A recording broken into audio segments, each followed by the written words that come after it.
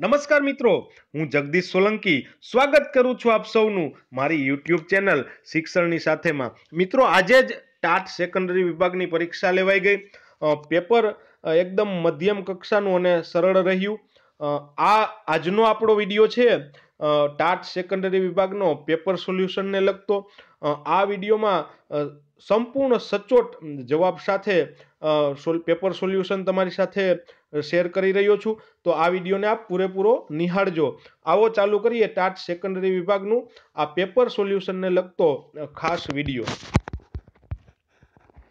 પ્રશ્ન હતો, ચોક્કસ વસ્તુ, વ્યક્તિ કે પરિસ્થિતિ પ્રત્યે વ્યક્તિની માનસિક અને ચેતાકીય તત્પરતા એટલે શું? તો એમનો જવાબ આવે ડી, મનોવલણ। મિત્રો, અહીંયા જે પ્રશ્નોના જવાબમાં હું કન્ફર્મ નહોતો એ પ્રશ્ન આપની સામે દર્શાવેલા નથી, એટલે જે પ્રશ્નોના જવાબો કન્ફર્મ હતા એ જ તમારી સાથે શેર કરી રહ્યો છું। એમના પછીનો પ્રશ્ન છે, વર્ગખંડ વ્યવહારના પ્રકાર માટે યોગ્ય વિકલ્પ જણાવો। તો એમાં એમનો જવાબ આવશે ઓપ્શન સી, ફક્ત 1 અને 2। એમના પછીનો પ્રશ્ન છે, શાળા અભ્યાસક્રમનું આયોજન નીચેના કયા મુદ્દાને ધ્યાને લઈને થવું જોઈએ? તો એમાં એમનો જવાબ આવે ઓપ્શન એ, વિદ્યાર્થીના ધ્યેય, હેતુ અને રસ પ્રમાણે। પછીનો પ્રશ્ન છે, વર્ગ વ્યવહારના ઘટકોનું વર્ગીકરણની દ્રષ્ટિએ અધ્યેતાના વિચારનો સ્વીકાર ઘટકનો સમાવેશ કઈ બાબતમાં થાય છે? તો એમાં જવાબ આવશે ઓપ્શન એ, અધ્યાપકની પ્રત્યક્ષ અસર। અધ્યાપન કૌશલ્ય અને તેના ઘટકોની દ્રષ્ટિએ જોડકા જોડો। આ પ્રશ્ન ખૂબ જ સરસ હતો ને થોડો વિચાર માગી લે એવો પ્રશ્ન હતો મિત્રો। તો એમાં વિષયાભિમુખ કૌશલ્ય સામે વાર્તા પ્રયુક્તિનો ઉપયોગ, સુદૃઢીકરણ કૌશલ્યની સામે વિદ્યાર્થીના જવાબને કાપા પર લખવા, અને કાપા કાર્ય લેખન તો એની સામે મુદ્દાઓ ટૂંકા અને સાદા હોવા જોઈએ। ઉત્તેજના પરિવર્તન કૌશલ્યમાં વાણીમાં આરોહ અવરોહ એ જવાબ આવે, એટલે આમાં જવાબ આવશે ઓપ્શન બી। પછીનો પ્રશ્ન હતો, શિક્ષક વર્ગખંડમાં બાળકોને રાષ્ટ્રધ્વજ બતાવ્યા પછી તેના વિવિધ રંગો અને ચક્રની સમજ આપે છે। આ પ્રક્રિયામાં શિક્ષકે કયા અધ્યાપન સૂત્રનો ઉપયોગ કર્યો ગણાય? તો એમનો જવાબ આવશે ઓપ્શન બી, જ્ઞાત પરથી અજ્ઞાત તરફ। એમના પછીનો પ્રશ્ન છે, આપેલા છૂટા પ્રાપ્તાંકોનો મધ્યસ્થ શોધો। તો એમનો જવાબ આવશે ઓપ્શન ડી, 38 છે એમનો મધ્યસ્થ છે। પ્રમાણિત કસોટી જે આશ્રયથી કે હેતુથી તૈયાર કરવામાં આવી હોય તે જ હેતુનું માપન કરે તો તે પ્રામાણિક કસોટી નું કયું લક્ષણ ગણાય? તો અહીંયા જવાબ આવશે ઓપ્શન સી છે, આ કસોટી કેવી ગણાય? યથાર્થતા। જે હેતુ માટે જે કસોટી રચવામાં આવી હોય તે જ હેતુનું માપન તે કસોટી દ્વારા થતું હોય તો એ કસોટી યથાર્થ છે એમ ગણાય। અને બીજી બાબત એ ધ્યાને રાખવાની મિત્રો કે એવો પ્રશ્ન પૂછાય કે જે કસોટી કોઈ એક કસોટીમાં અંતે મૂલ્યાંકન થયું અને જે માર્ક્સ આવે એ ફરીથી કસોટી લેવાયાનું એ જ પરિણામ આવે તો એ કસોટી વિશ્વસનીય ગણાય। કસોટીની બાબતમાં બે જ એમના જવાબ હોય, કસોટી વિશ્વસનીય અથવા તો યથાર્થતા। તો આ પ્રમાણભૂત, એટલે આ બે જ બાબત એમના જવાબો રૂપી આવે, તો અહીંયા યથાર્થતા એમનો જવાબ આવે।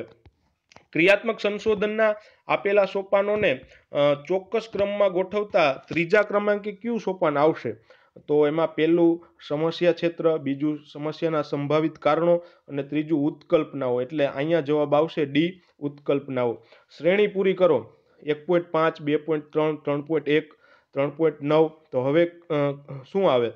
તો એમાં જે પોઈન્ટમાં જવાબ હતા તો એમાં પોઈન્ટમાં 8 જ બધે ઉમેરો કરતો જવાનો હતો, એટલે આ શ્રેણીમાં જવાબ આવશે ઓપ્શન સી, 4.7। એમના પછીનો આગળનો પ્રશ્ન છે, શિક્ષણ પ્રક્રિયાના 3 ઘટકો કયા છે?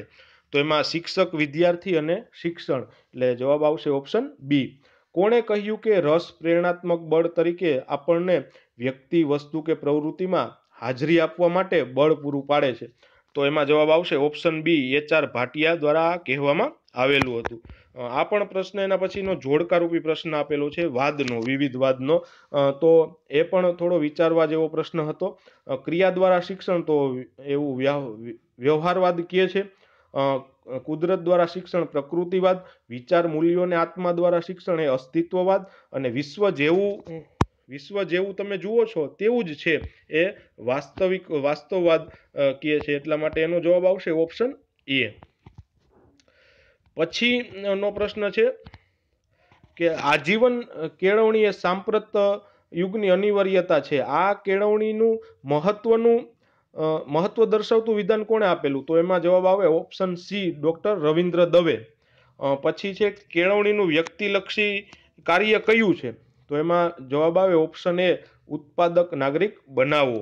એમના પછીનો પ્રશ્ન છે આપેલ કાર્યોમાં કયું કાર્ય કેળવણીનું સામાજિક લક્ષી કાર્ય છે? તો એમાં જવાબ આવે બી, લોકશાહી એ મૂલ્યોના સંક્ષેપણનું કાર્ય.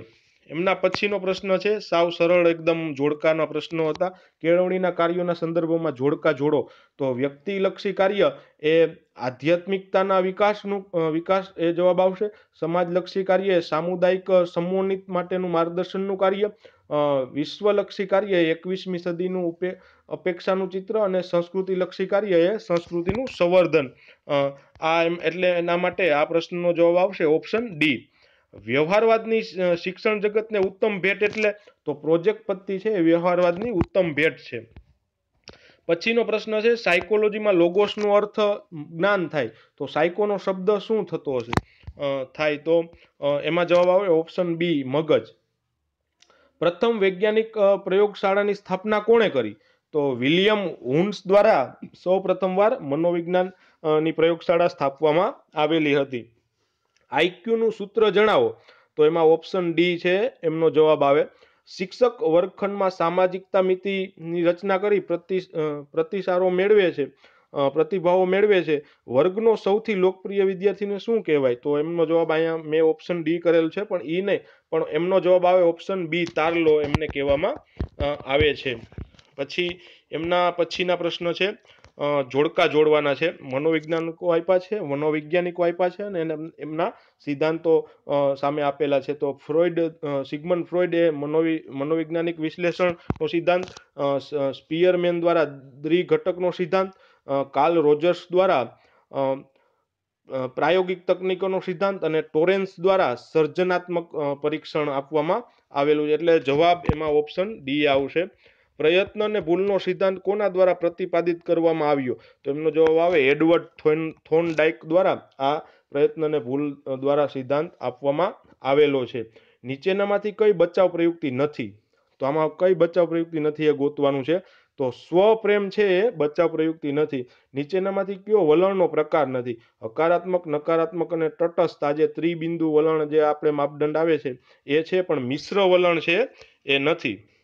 એમના પછીનો પ્રશ્ન છે કિશોર અવસ્થામાં બે વિધાનો આપેલા છે, એમાં સાચું કયું છે ગોતવાનું છે. કિશોર અવસ્થામાં કિશોરને પસંદગીના મિત્રો ટોળી રચીને મસ્ત બનીને ફરવું ગમે. બીજું વિધાન આપ્યું કે તરુણ અવસ્થામાં તરુણને દિવા સ્વપ્નોની સૃષ્ટિમાં રાચવું ગમે. તો આ જે બંને વિધાનો સાચા છે, એટલે એમનો જવાબ આવશે ઓપ્શન બી, ક અને ખ બંને સાચા છે. પછી આપેલા લક્ષણોમાં કયું લક્ષણ તરુણ અવસ્થામાં જોવા મળે છે? તો નવું જૂનું જાણવાની અદમ્ય જિજ્ઞાસા જાગે છે એટલે એમાં જવાબ આવશે ઓપ્શન બી. પછીનો પ્રશ્ન છે થોર્નડાઇક કે સ્કિનર જેવા મનોવૈજ્ઞાનિકોની વિચારસરણીનો મૂળ પાયો મનોવિજ્ઞાનની કઈ અભ્યાસ પદ્ધતિ આધારિત છે? તો એમાં જવાબ આવશે ઓપ્શન સી, પ્રાયોગિક પદ્ધતિ. પછીનો પ્રશ્ન છે વ્યક્તિગત તફાવતોને સૌથી વધુ અસર કરતું મહત્વનું નીચેના પૈકી કયું ગણાવી શકાય? તો આનો જવાબ આવે ઓપ્શન એ, આનુવંશિકતા. પછી વિધાનો આપેલા છે, એમાં કયું વિધાન યોગ્ય છે શોધવાનું છે. તો અધ્યયન એ વર્તન કે પ્રતિચારમાં થતો ફેરફાર છે તે લાભપ્રદ હોય કે ન પણ હોય. પછી બીજું વિધાન આપેલું છે અધ્યયન એ જીવનથી શરૂ થઈ અને અમુક ઉંમરે અટકી જાય છે. તો આમાં જવાબ આવશે ઓપ્શન એ, ફક્ત પહેલું વિધાન સાચું છે. બીજું છે અધ્યયન એ કેવી પ્રક્રિયા છે? આજીવન ચાલતી પ્રક્રિયા છે. એટલે બીજું વિધાન ખોટું આપવામાં આવેલું છે. એટલે એમાં જવાબ આવશે ઓપ્શન એ, ફક્ત એક. મહેશની શારીરિક ઉંમર 25 વર્ષ છે તો અને તેમની માનસિક ઉંમર 20 વર્ષ છે. તો મહેશનો બુદ્ધિઆંક કેટલો હશે? તો એમાં જવાબ આવે ઓપ્શન સી, મહેશનો બુદ્ધિઆંક 80 હશે. પ્રેરણા એ વ્યક્તિની એવી માનસિક સ્થિતિ છે કે તેને કોઈ નિશ્ચિત વર્તન તરફ દોરે છે. આ વ્યાખ્યા કયા મનોવૈજ્ઞાનિકે આપેલી છે? તો એમાં જવાબ આવે ઓપ્શન એ, મેકડુગલ દ્વારા આ વ્યાખ્યા આપવામાં આવેલી છે. એમના પછીનો પ્રશ્ન છે, અપવાદરૂપ બાળકોમાં કયા બાળકોનો સમાવેશ થતો નથી? તો તેજસ્વી, અતિ તેજસ્વી, મંદબુદ્ધિ, અંધત્વ ધરાવતા બાળકો અપવાદરૂપ ગણાય. સામાન્ય બાળકો છે એ અપવાદરૂપમાં એમનો સમાવેશ થતો નથી, એટલે એમનો જવાબ આવશે ઓપ્શન ડી. એમના પછી નો પ્રશ્ન છે, ગુજરાતી વ્યાકરણના પ્રશ્ન આપવામાં આવેલા છે. ગુજરાતી વ્યાકરણ થોડું અઘરું પૂછેલું, હાર્ડ હતું થોડું, એટલે એમના પ્રશ્ન લઈ લઈએ. પાદપનો અર્થ શું થાય? તો એમનો અર્થ થાય વૃક્ષ. આપેલા વાક્યમાં કયું વાક્ય કર્મણી વાક્ય છે? તો એને લોકઅપમાં પૂરવામાં આવશે. એ કેવું વાક્ય છે? કર્મણી વાક્ય છે. આપેલા શબ્દનો કયો શબ્દ પુલિંગ છે? આપેલા શબ્દોમાંથી તો ખુનસ છે એ શબ્દ પુલિંગ છે. રેખાંકિત શબ્દનો ઉચિત પ્રયોગ થયો હોય તેવું વિધાન શોધો. તો એમાં પહેલું જ વિધાન છે, અશોક ઘણીવાર મુંબઈ જતો, એ યોગ્ય વિધાન છે. નીચેનામાંથી સૌથી વધુ ઉચિત વાક્ય રચના કઈ ગણાય? તો મહેશે સોયથી ફૂલ હારમાં પરોવ્યું, એ સૌથી ઉચિત વાક્ય ગણાય, એટલે એમનો જવાબ આવે ઓપ્શન એ. નીચેનામાંથી કયા રૂઢિપ્રયોગનો અર્થ ખોટો આપવામાં આવેલો છે? તો બાકીના જે જવાબો છે એ સાચા છે. ઓપ્શન ડી છે, છઠ્ઠીનું ધાવણ ઓકાવું, એટલે દગલબાજી કરવી, એ ખોટું છે, એટલે આનો જવાબ આવશે ઓપ્શન ડી. નીચે આપેલી માહિતી છે એમાં માહિતી ક અને ખ એમાંથી યોગ્ય શું છે એ શોધવાનું છે. તો એમાં જે ઓપ્શન બી છે, ક અને ખ, એ બંને સાચા છે. નીચે આપેલ સામાસિક શબ્દનો શબ્દ બહુવ્રીહી સમાજનું ઉદાહરણ શોધવાનું છે આપેલા શબ્દોમાંથી. તો એમાં જે ઓપ્શન ડી છે, દશાનંદ, એ બહુવ્રીહી સમાસ છે. એમના પછી નો પ્રશ્ન વ્યાકરણના પ્રશ્નોને સંબંધિત છે. તો અમિતે કહ્યું, આ છોકરી મારી માતાની પૌત્રની પત્ની છે. અમિતનું આ છોકરી સાથેનું સંબંધ શું હશે? તો વ્યાકરણના પ્રશ્ન પણ મિત્રો એકદમ સરળ અને સહેલા હતા. 2 થી 3 પ્રશ્ન જેવા હતા, થોડા અઘરા હતા, બાકી બધા સહેલા હતા. તો એમાં જવાબ છે ઓપ્શન ડી, સસરા, એ એમનો સાચો જવાબ છે. પછી ચોરસ આપેલા છે આકૃતિમાં, કે આપેલા આકૃતિમાં વધુમાં વધુ કેટલા ચોરસ છે? તો એમનો જવાબ આવે ઓપ્શન ડી, 91 ચોરસ આવે. આપેલા વિકલ્પમાંથી અલગ પડતો વિકલ્પ શોધો. તો એમાં કાનપુર છે, એમનો બી એમનો જવાબ આવશે કાનપુર. પછીનો યોગ્ય ક્રમમાં ગોઠવવાનું હતું. તો પહેલાં આવે કોલસો, પછી આવે થર્મલ પાવર સ્ટેશન, પછી વિદ્યુત, અને પછી વિદ્યુત ટ્રેન, એટલે એમનો જવાબ આવશે ઓપ્શન સી. જો 12 માર્ચ 2014ના રોજ બુધવાર હોય તો 12 માર્ચ 2020ના રોજ કયો વાર હશે? તો એમાં જવાબ આવે ઓપ્શન એ, ગુરુવાર. જો કોઈ ભાષામાં મધરને 138976 લખવામાં આવે તો કૂટ ભાષામાં વોટને કઈ રીતે લખાય? તો એમનો જવાબ આવે ઓપ્શન એ, 938. પછીનો પ્રશ્ન છે, જોસેફ એક મેદાનમાં ઊભો છે. તે જ્યાં ઊભો છે ત્યાંથી પૂર્વ તરફ 30 મીટર જાય છે, અને પછી તે ડાબી બાજુ 90 અંશના ખૂણે વળીને 30 મીટર જાય છે. ત્યારથી પાછું વળી અને 90 અંશના ખૂણે વળીને 300 મીટર જાય છે. તો તે ચાલવાનું શરૂ કરે ત્યાંથી કઈ દિશામાં કેટલા કિલોમીટર દૂર હશે? તો એમનો જવાબ આવે ઓપ્શન સી, દક્ષિણ દિશામાં 300 મીટર. નરેશ મહેશ કરતાં ઊંચો છે, પણ પરેશ જેટલો ઊંચો નથી. હરેશ દક્ષેશ કરતાં ઊંચો છે, જે મહેશ કરતાં નીચો છે. તો આમાંથી કોણ સૌથી ઊંચું? તો એમનો જવાબ આવે ઓપ્શન બી, પરેશ. પછી એક વ્યક્તિ પાસે કેટલાક કબૂતર ને કેટલાક સસલા છે, તેમાંથી માથા ગણતા 100 થાય, તો આ બધાના પગ ગણતા 290 થાય, તો સસલા કેટલા હશે? આ પણ સરસ પ્રશ્ન હતો. તો એમાં જવાબ આવશે ઓપ્શન બી, 45 સસલાઓ હતા. આપેલા વિકલ્પમાંથી જુદો પડતો વિકલ્પ શોધો. MA, MBBS, ME અને MCOM. એમાં MBBS છે એ ડિગ્રી છે, બાકી જે MA, ME ને MCOM એ માસ્ટર ડિગ્રી છે, એટલે એનો જવાબ આવશે ઓપ્શન બી, MBBS.